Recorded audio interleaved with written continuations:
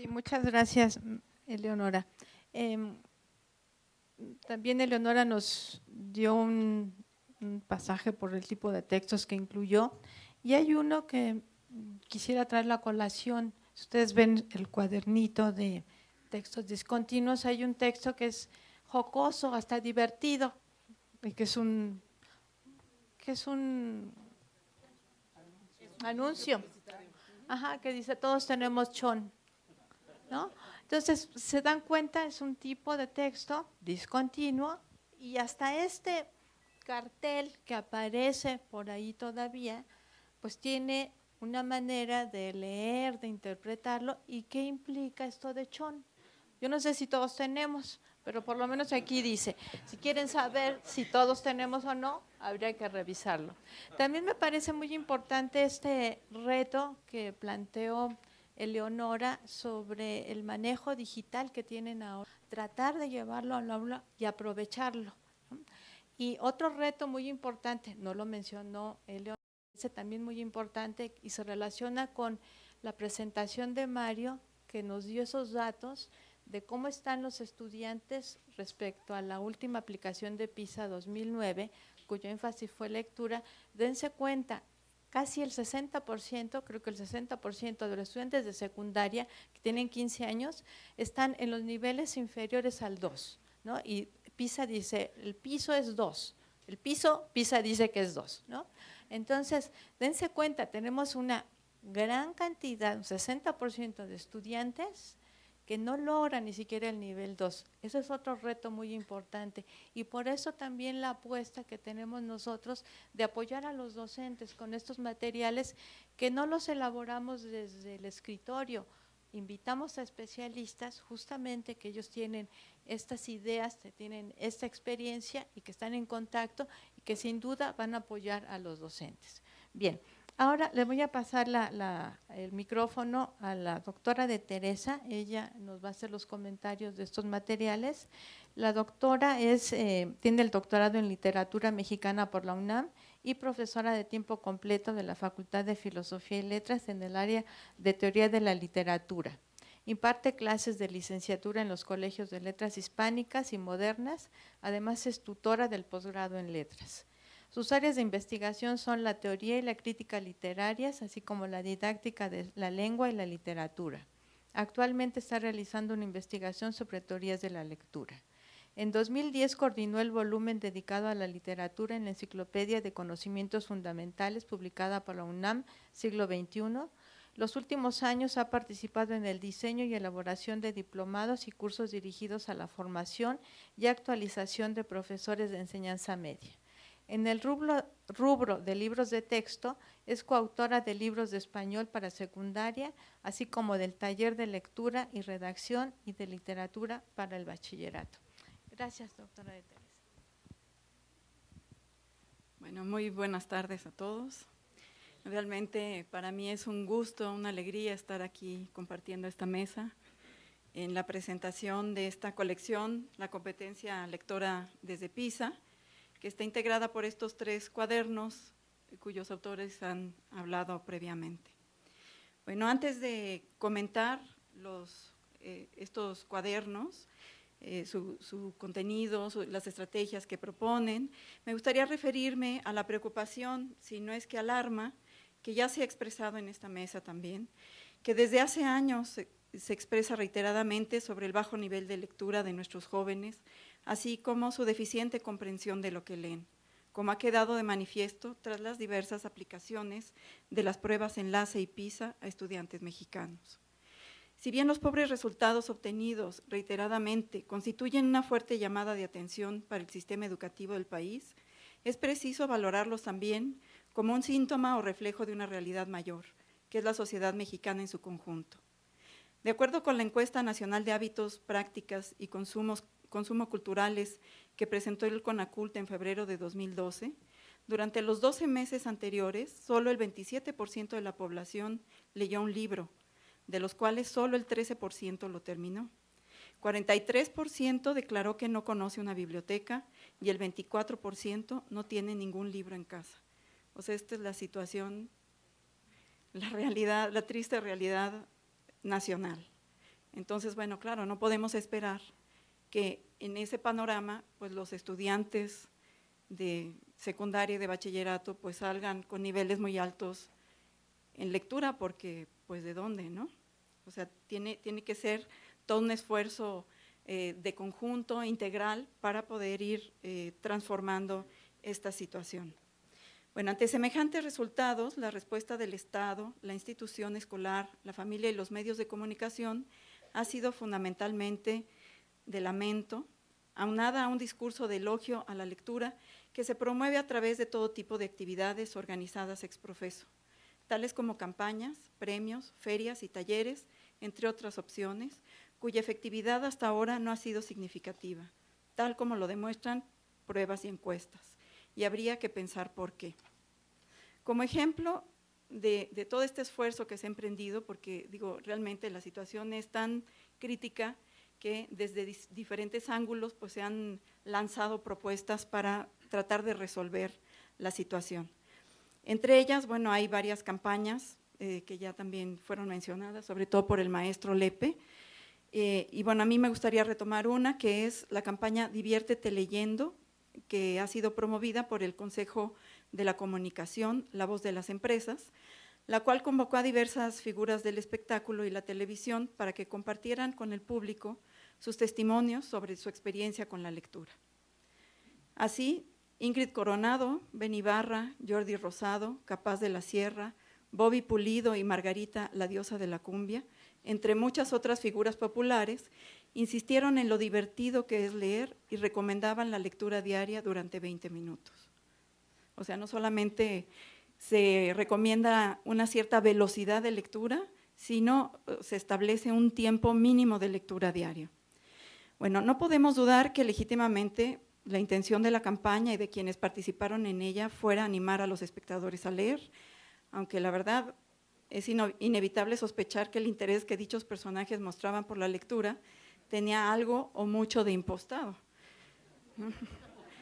En mi opinión, la estrategia empleada en esa campaña, como en algunas otras, está condenada al fracaso por diversas razones, entre las que destaca la insistencia en que hay que leer un lapso determinado todos los días, pues transmite la idea de que la lectura es un ejercicio cuantificable, análogo casi al ejercicio físico, y podríamos decir que también mecánico, sin otra finalidad que resistir dicha actividad durante un lapso mínimo que resulta saludable. Por otra parte, se asocia la lectura con la diversión, máximo valor en la cultura del entretenimiento, pero que brinda una imagen simplista y distorsionada de lo que puede ser la experiencia de lectura, sin que ello signifique que uno no pueda divertirse leyendo, por supuesto, ¿no?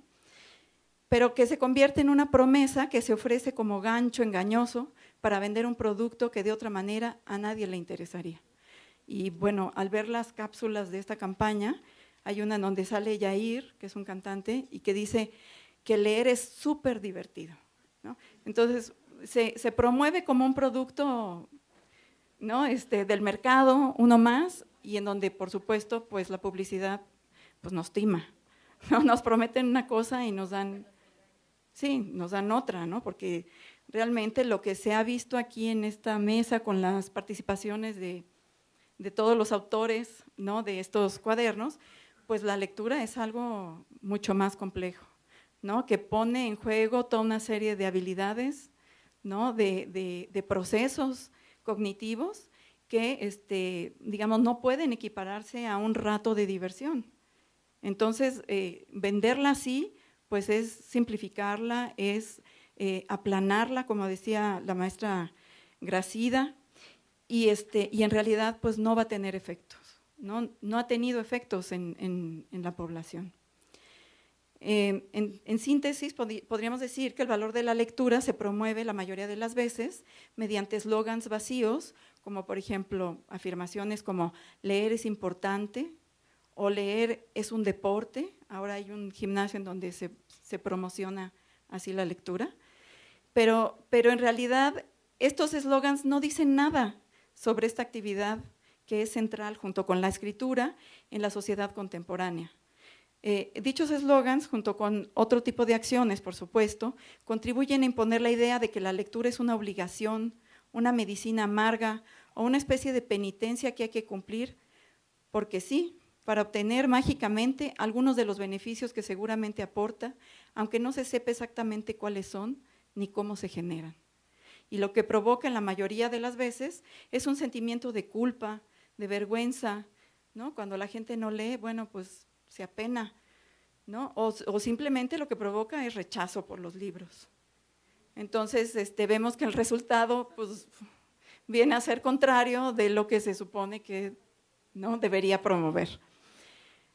Bueno, es interesante no perder de vista que la insistencia en el valor y la necesidad de la lectura es un fenómeno reciente, pues como ha señalado Michel Petit, durante mucho tiempo en numerosos países la preocupación preponderante estuvo relacionada más bien con los peligros que podía traer una amplia difusión de la lectura.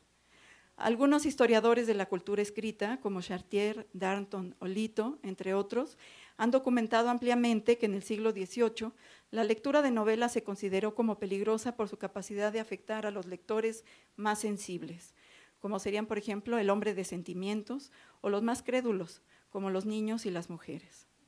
Además de que la influencia textual volvía al lector ciego y sordo a cualquier otro estímulo del entorno inmediato.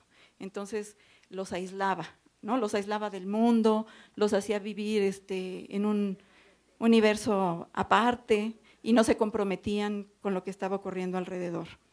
Bueno, Karen Lito también señala que sobre todo la lectura de novelas románticas se consideraba peligrosa para las mujeres, pues podían despertar falsas expectativas con respecto al matrimonio sí, y acarrear una sensación de disconformidad con la realidad de su propia vida comparada con el mundo de fantasía de un libro.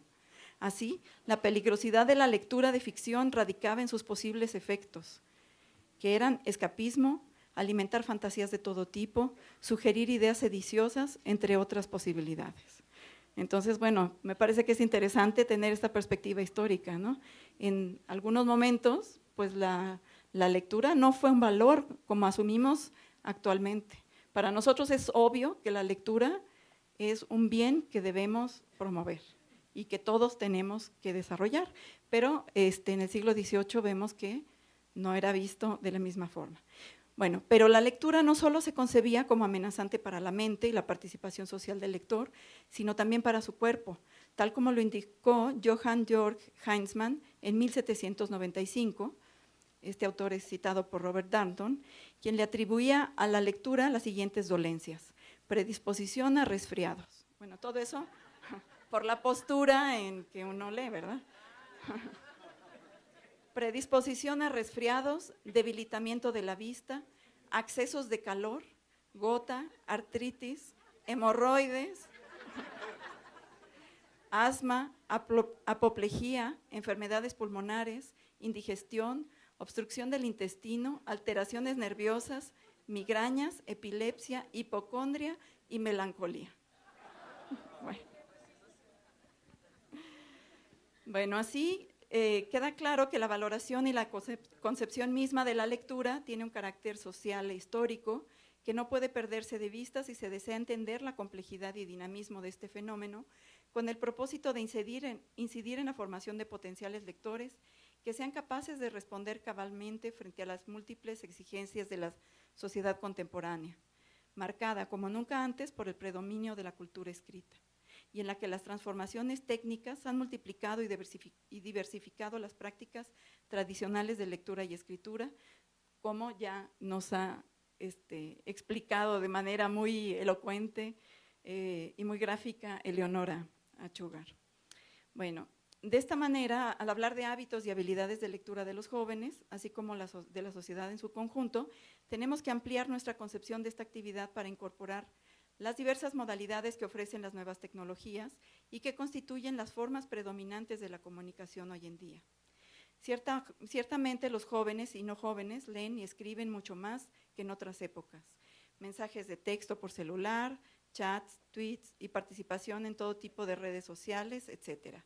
Aunque no sean estas precisamente las prácticas sociales del lenguaje que el sistema escolar busca modelar y consolidar en los alumnos. Entonces hay ciertas prácticas de lectura que, digamos, tienen prestigio y que son las que la escuela alienta. Y sin embargo, en la práctica cotidiana, pues los alumnos se mueven en todo este espacio digital, ¿no? Que implica esta multitud de tareas y habilidades simultáneas. Entonces, bueno, hay que pensar, ¿no?, cómo unir ambos mundos para no dejar fuera y no minimizar tampoco lo que los alumnos y nosotros mismos tenemos que realizar día con día. Bueno, entonces la propuesta es que junto con Margaret Meek habría que preguntarse qué significa ser usuario de la cultura escrita contemporánea, en la que la tecnología revolucionaria la comunicación, si bien coexiste con muchas de las prácticas convencionales de lectura, y cómo desarrollar en la escuela de manera efectiva la capacidad de los estudiantes para leer distintos tipos de textos en circunstancias diversas y con propósitos específicos.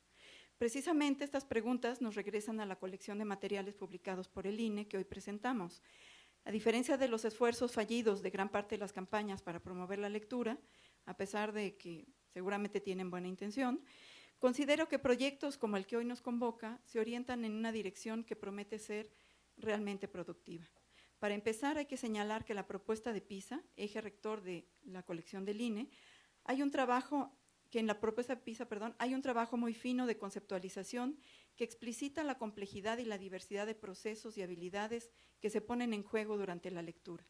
El punto de partida de este proyecto es precisamente la definición que hace PISA de la competencia lectora y cuya definición ya leyó el maestro Enrique Lepe, así que no se las voy a repetir.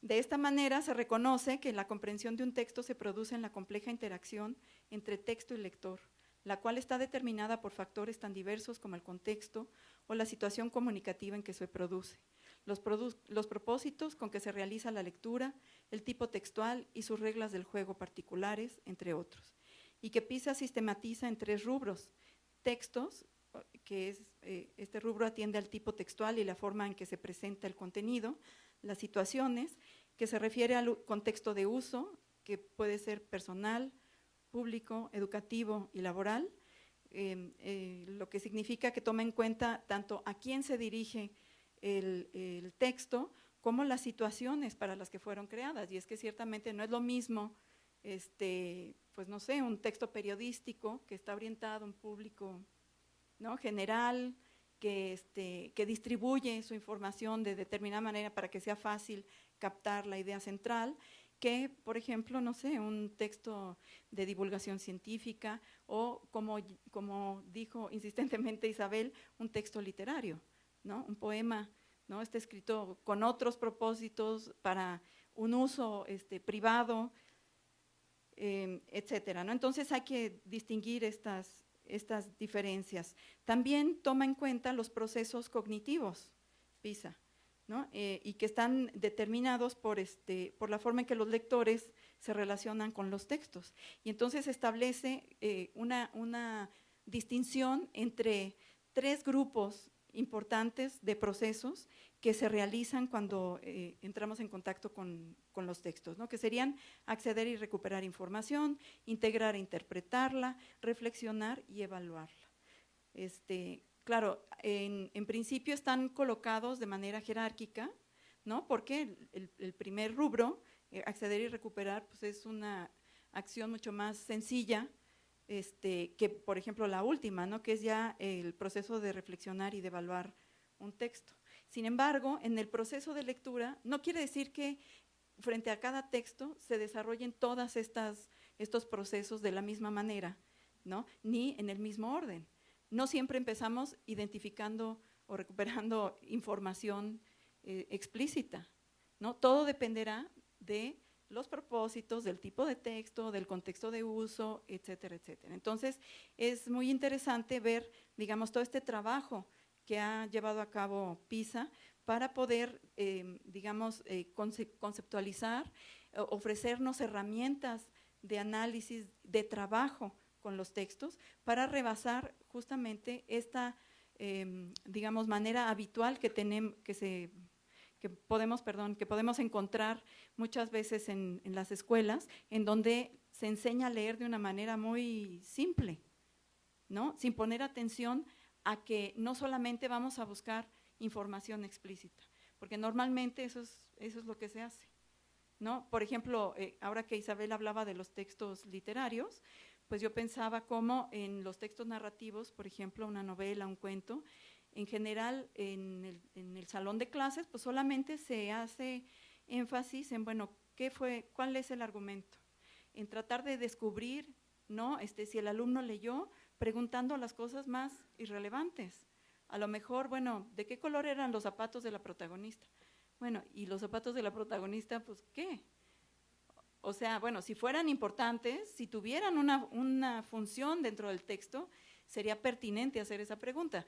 Pero el problema es que no modelamos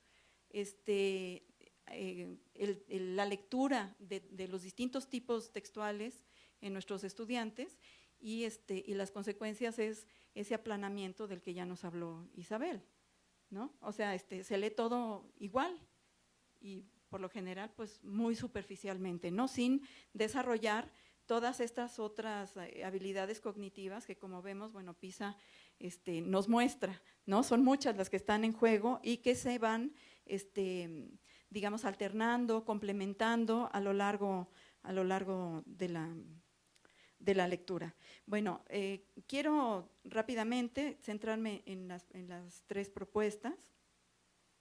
Para empezar, la propuesta de Isabel para trabajar con textos continuos integra los enfoques comunicativo, funcional y por competencias para la enseñanza de la lengua y la literatura, por la que a partir de una cuidadosa selección de textos que incluyen carta personal, artículo de divulgación científica, cuento, entrevista y artículo de opinión, ejemplifica las tareas descritas en los distintos niveles de desempeño como formas posibles de acercarse a los textos con diversos grados de dificultad y profundidad. Así que los docentes encontrarán no solo un conjunto de posibilidades para analizar otros textos continuos, con las variaciones y ajustes que se requieran, sino también un estimulante punto de partida para explorar otros caminos didácticos. En las rutas de lectura que nos ofrece Isabel, quiero destacar el excelente análisis que realiza del cuento, del narrador catalán Quim Monzó, en el que muestra con gran detalle los mecanismos de funcionamiento del texto literario y sus formas de interpelar a los lectores.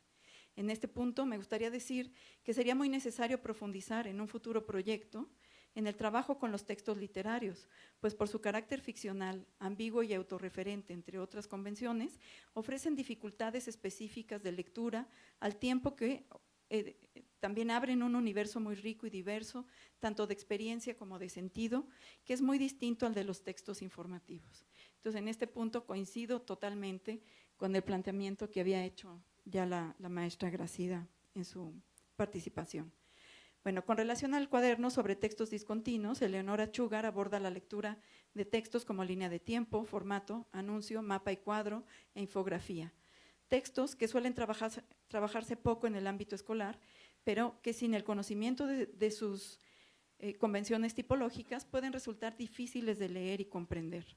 Como señala Eleonora, este formato ha ido adquiriendo una importancia e interés progresivos vinculados con el flujo constante y creciente de información fragmentada que caracteriza nuestra sociedad actual. La organización general de las tareas de lectura en este cuaderno sigue el proceso mismo de la comprensión.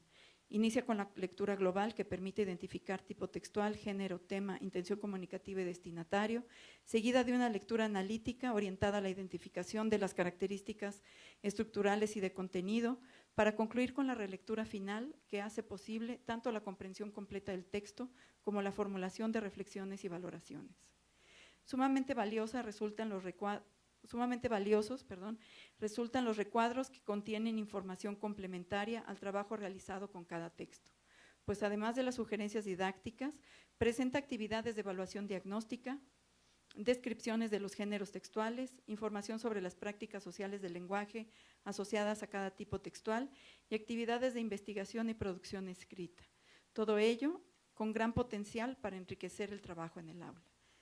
Finalmente, Enrique Lepe permite a los lectores tomar conciencia sobre algunos procesos de lectura que se llevan a cabo al interactuar con textos mixtos, tales como los artículos de revista, que combinan fragmentos textuales e imágenes diversas.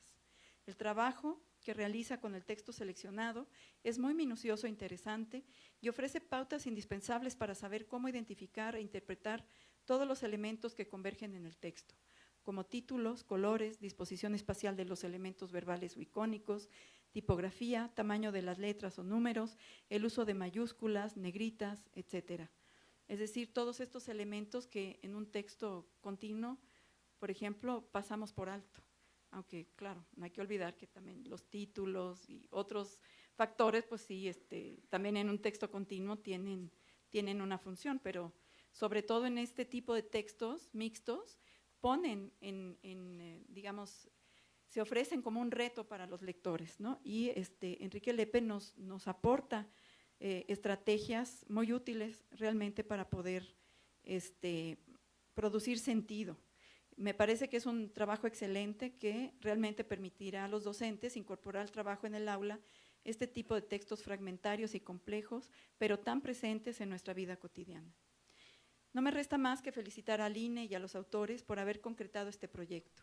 El hecho de proponer la elaboración de unos materiales de esta naturaleza constituye en sí mismo un importante paso para buscar opciones que permitan alcanzar las metas trazadas, lo que se refuerza con la muy acertada selección de los especialistas que trabajaron cada uno de los formatos elegidos.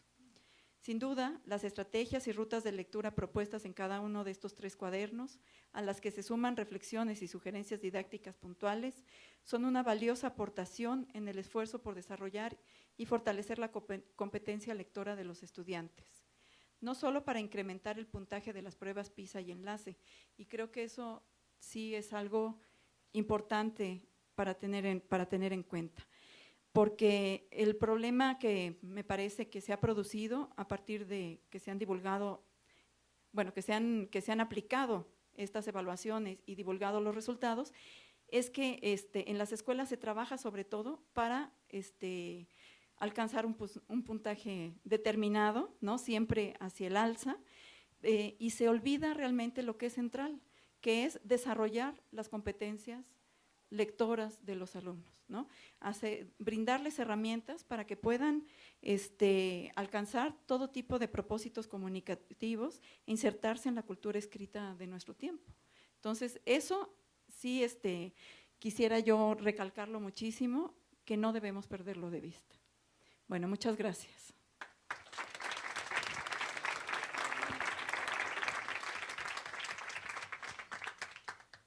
Sí, doctora, muchas gracias. Y yo creo que esto último, junto con los demás elementos que mencionó, pero quisiera retomar esto último, esa es la convicción que tenemos en el instituto. Si bien tenemos la responsabilidad de coordinar la aplicación de PISA, el objetivo no es que los alumnos simplemente tengan un mejor desempeño en la prueba, no, la apuesta es lograr aprendizajes relevantes, lograr que tengan ellos esta manera, ¿no?, de que en el aula, de que vayan teniendo esos aprendizajes de manera progresiva.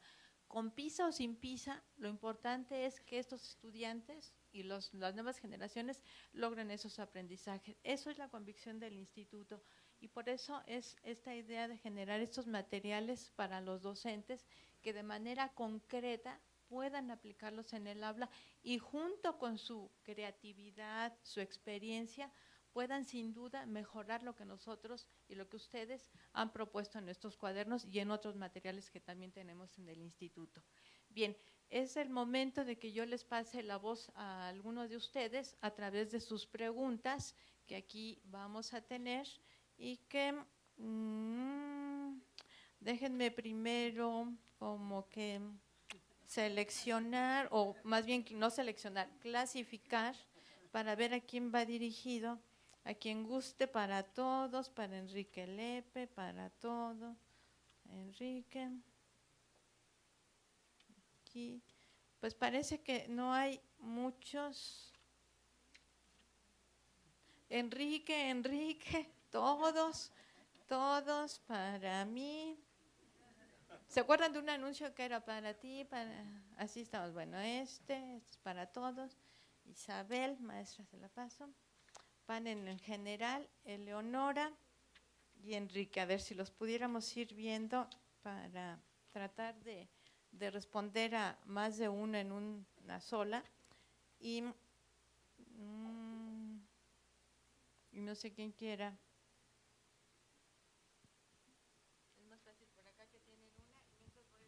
Sí. Bueno, la pregunta es, ¿cómo se evalúan las estrategias de los textos continuos y discontinuos? Bueno, esto no da para una respuesta rápida, sino para un seminario de varios años. ¿Por qué? Porque una de las cuestiones precisamente más complejas es la evaluación de lo que se lee y se escribe.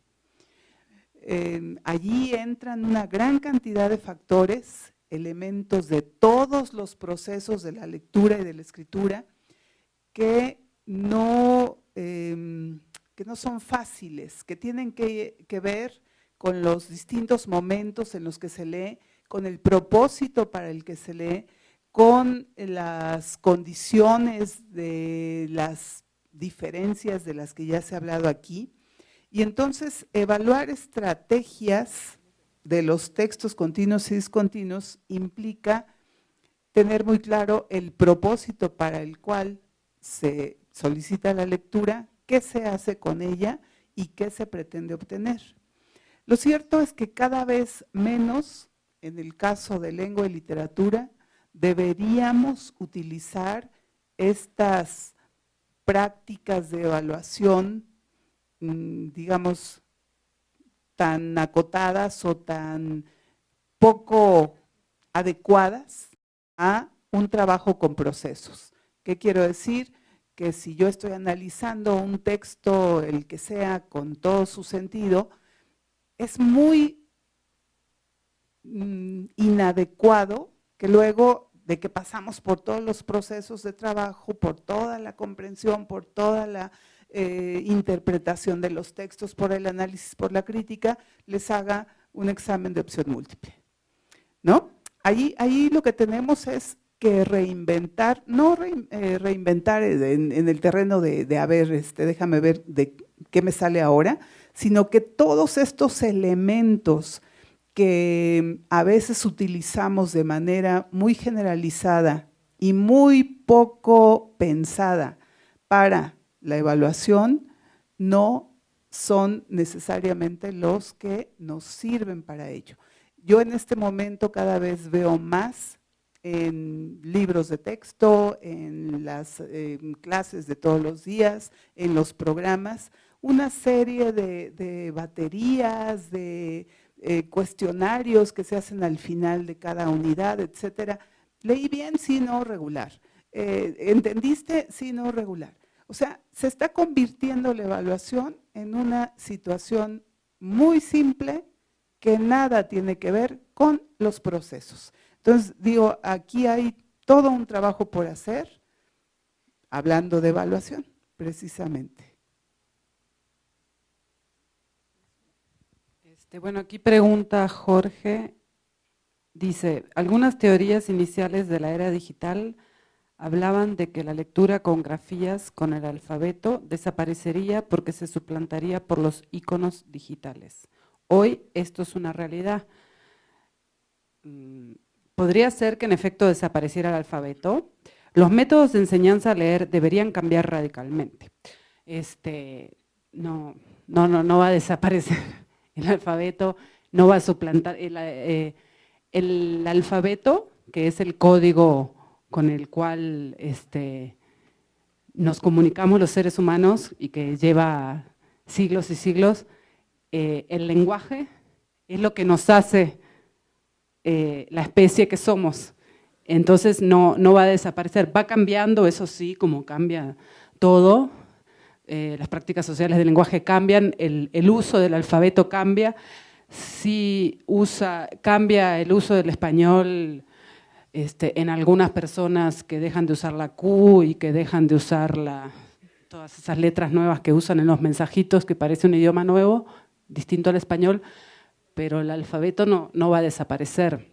Ni la cultura digital. Lo que hace la cultura digital es que transforma la práctica social del lenguaje, y transforma el modo en que nos comunicamos y las características de esa comunicación, pero la base del lenguaje, la base de nuestro código, eso permanece y va a permanecer por los siglos de los siglos.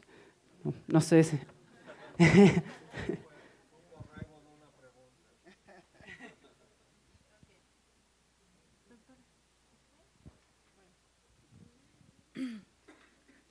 Bueno, aquí me preguntan que por qué se leía antes, qué había o no había en el contexto que lo posibilitaba. Bueno, hay que tener en cuenta, ¿no?, en esta perspectiva histórica, pues que la sociedad misma, ¿no?, se va transformando y hay ciertas condiciones que permiten, que favorecen ciertas prácticas y no otras. No sé, pienso por ejemplo en la antigua Grecia, por ejemplo, Platón, es muy conocido su diálogo Fedro, en donde Sócrates rechaza a la escritura porque la considera que es digamos que es un veneno para la memoria, ¿no? Entonces, ¿por qué? Pues porque es una sociedad, una cultura fundamentalmente oral.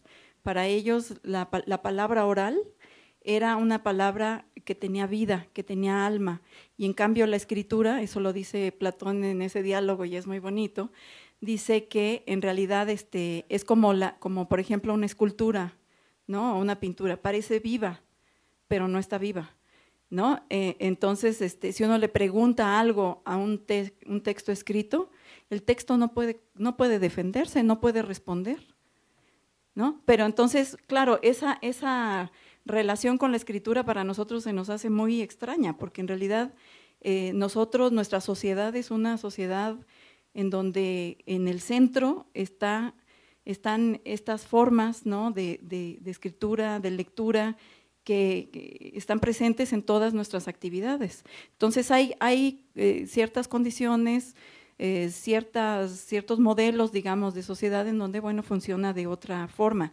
También hay que pensar en Occidente, por ejemplo, que durante siglos, pues no, la alfabetización no era general, ¿no?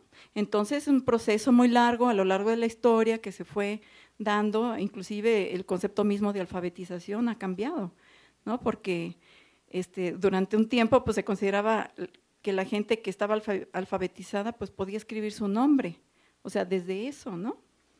Hasta, bueno, pues tener las condiciones técnicas, ¿no?, las ideológicas también, para que, digamos, se difundieran los textos a un público más amplio, ¿no?, se difundieran muchos textos diferentes. Ideológicas, lo digo porque también surge, ¿no?, con la Revolución Francesa esta idea, ¿no?, de una sociedad democrática donde todo el mundo puede tener acceso o debería tener acceso a la información, porque antes la información estaba centrada en los monasterios solamente, ¿no? Algunos personajes sabían leer y eran propietarios, ¿no?, depositarios más bien de esa memoria colectiva. Entonces la relación con el texto escrito era una relación de conservación, más que como ahora la entendemos, ¿no?, de interacción, de transformación, ¿no?, en donde, digamos, el lector transforma el texto transforma al lector, etcétera, ¿no? Entonces son condiciones pues históricas, complejas, ¿no?, que van permitiendo, digamos, que se transformen, y actualmente las transformaciones tecnológicas que ya se han comentado, pues han hecho de nuestra sociedad una sociedad en donde realmente continuamente estamos leyendo y escribiendo. ¿Sí? Bueno. ¿Tú ya puedes responder o sí? Bueno, son muchas preguntas, son 10. Traté de responderlas con 5 rubros, y si la persona que la hizo no se siente satisfecha, ahora sí, como dicen en la escuela, nos vemos a la salida. O sea, a la salida me puede preguntar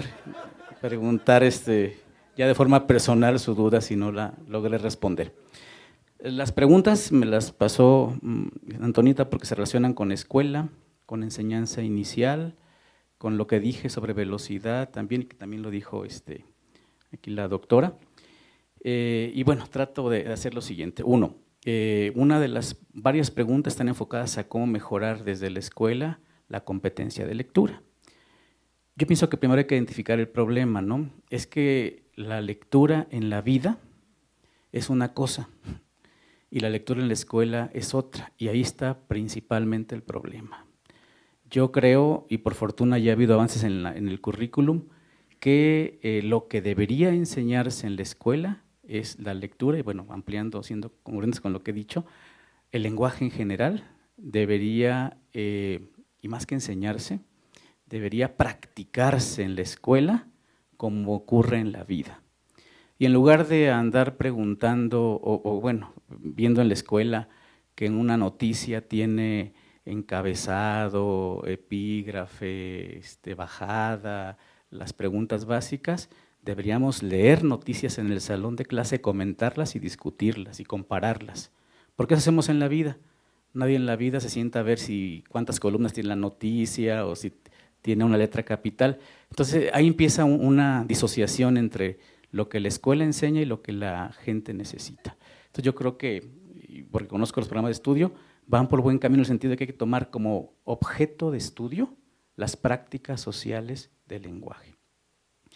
Eso podría contribuir, ¿no?, de alguna manera. La otra, esa sí es poco conocida y preocupante, no la abordé con amplitud, pero lo digo de una vez. Hasta los años 80 sabíamos muy poco de la forma en que los niños aprenden a leer y escribir. Y muchos docentes lo practicamos, yo mismo lo practiqué porque era lo que sabía y la forma en que me enseñaron era así. Me decían que a un niño había que enseñarle las letras y los sonidos y que había que preocuparse primero porque este niño supiera sonar adecuadamente la L, la M, etcétera, etcétera, y luego las juntara con las vocales. Y que lo que había que apreciar es que la pronunciara bien clarito, los sonidos, que lo supiera juntar y que lo hiciera velozmente y que eso era suficiente, que la comprensión vendría después. Y bueno, se dedicaba el primero y segundo año a que el niño lograra decir los sonidos de las letras y luego pronunciara bien, y decíamos, la comprensión te va a llegar después. Yo les digo con frecuencia a los maestros, a ver, vamos a ver, si un niño aprendió a sonar con facilidad las letras, hagamos un examen de comprensión de lectura en tercero de primaria. Y ven, porque dijimos que la comprensión le iba a llegar después, y se da uno cuenta de que no, en tercero de primaria los niños no comprenden lo que leen. Dice, qué exigente. Hazle las preguntas en quinto. Seguramente en quinto el niño ya va a comprender lo que leyó, porque adquirió la lectura, los sonidos en primero, y segundo, tercero y cuarto, yo creo que ya practicó la comprensión, pero hacemos exámenes de comprensión de lectura en quinto y sexto y los niños no comprenden lo que leen. Dice uno, pues qué exigente, vamos a hacerlo mejor en secundaria. Yo creo que secundaria ya pasaron 6 años, es más, para no exagerar, hay que hacerla en tercero de secundaria, o sea, para que sean 9 años. Y uno dice, bueno, ya le prometimos al niño que después iba a llegar la comprensión de la lectura. Y los niños son muchos eficientes en pronunciar con rapidez los sonidos y no saben qué están leyendo, no saben decir qué leyeron. Entonces, eso se está investigando y hay todavía más hechas investigaciones. La forma en que los niños estaban aprendiendo a leer y escribir es una de las causas de que no comprendan lo que leen. Los programas de estudio adelantaban, se cree que la comprensión llega después, pero está comprobado que es difícil que ellos compongan después la forma de lectura y siguen pronunciando sonidos durante toda la vida sin comprender lo que leen. Claro, no ocurre con todos, pero ocurre con la mayoría. Y para muestra, pues ahí tenemos los exámenes, ¿no?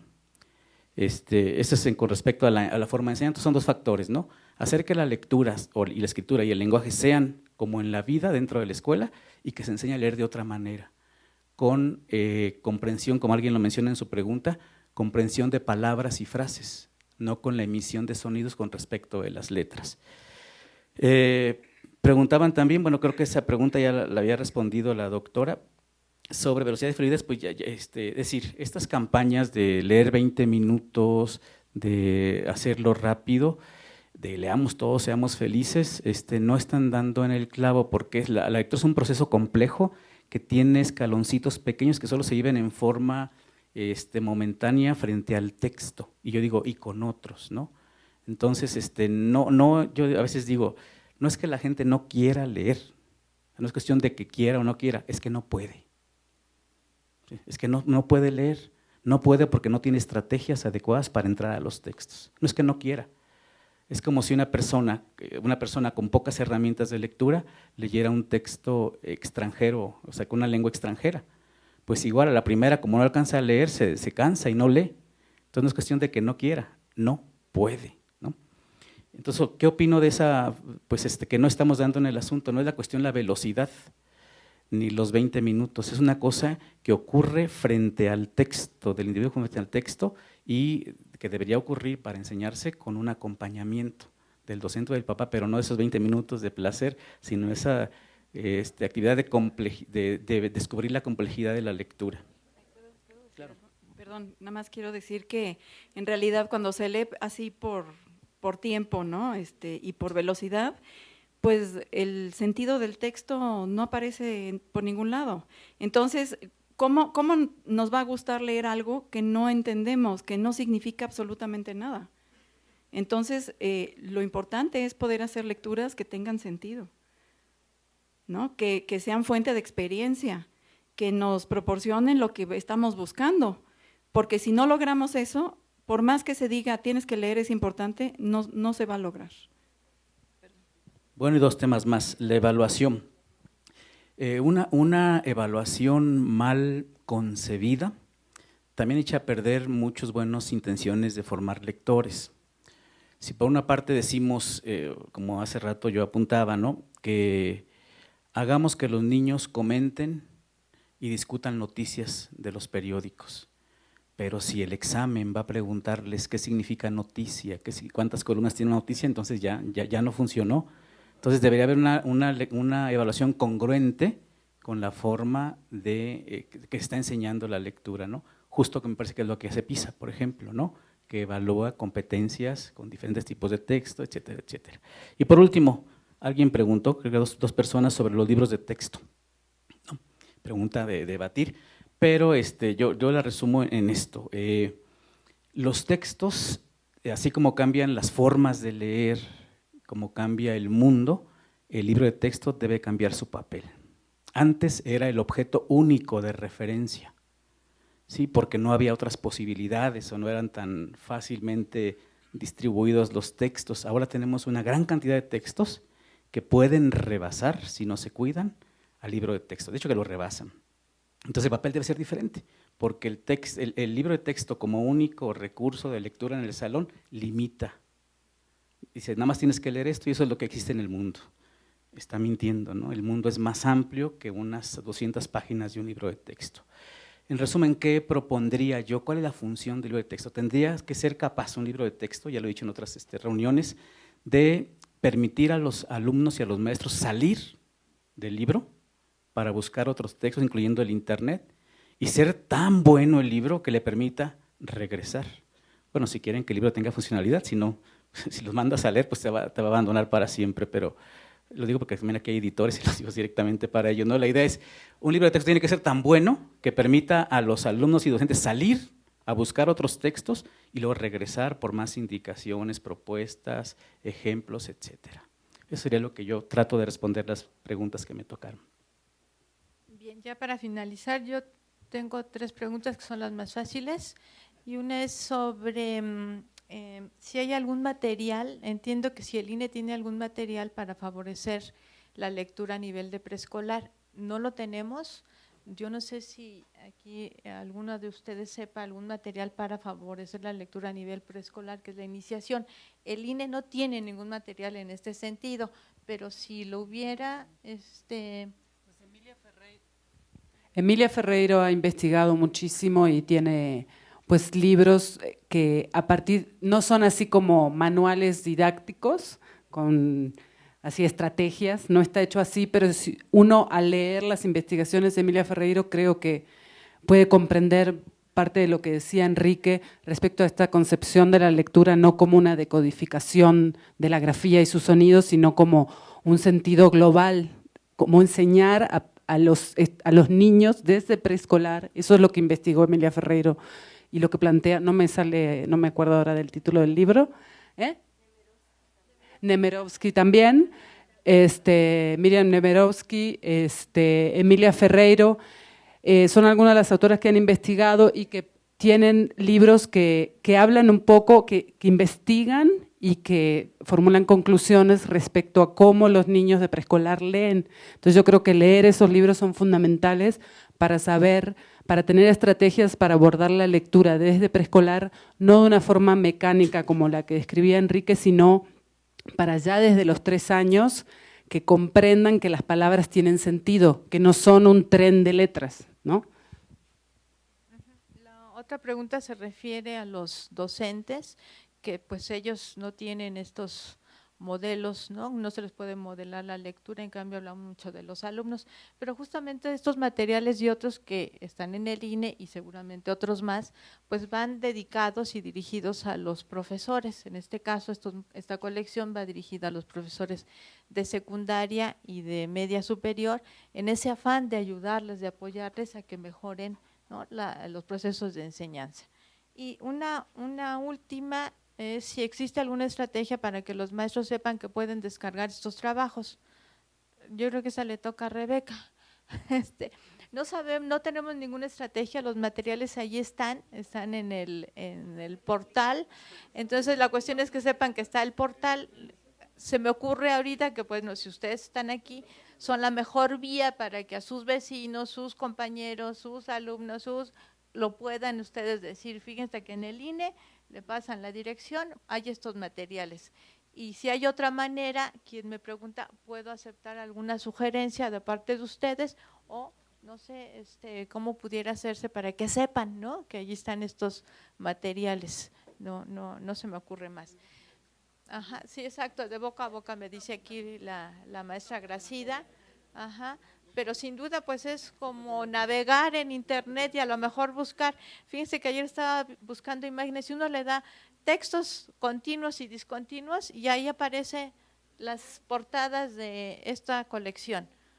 Quizás esa puede ser una manera, ¿no?, que uno mete en el Google. Bueno, sin más, ya no tenemos más preguntas. Yo les quiero agradecer en principio a los autores, a la comentarista, muchas gracias por haber participado, por haber colaborado en este empeño del instituto, por acercar PISA, no para evaluar, sino para acercar el enfoque que hay detrás de esta evaluación de PISA y que lo puedan aprovechar en el aula. Pues muchas gracias.